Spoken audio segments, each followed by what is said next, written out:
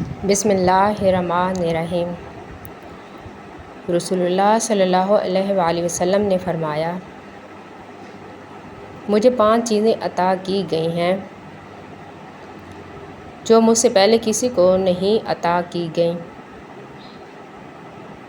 1 مہینے کی مسافت سے روب کے ذریعے میری مدد کی گئی ہے۔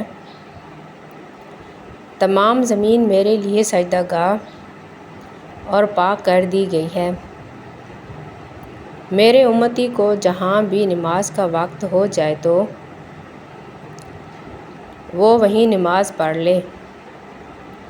میرے لیے مال غنیمت حلال کر دیا گیا ہے، جبکہ مجھ سے پہلے وہ کسی کے لیے حلال نہیں تھا۔ مجھے شفاعت عطا کی گئی ہے اور ہر نبی اپنی اپنی قوم کے لیے مبعوث کیا گیا تھا، جبکہ مجھے عمومی طور پر تمام انسانوں کے لیے مبعوث کیا گیا ہے۔ متفق علیہ۔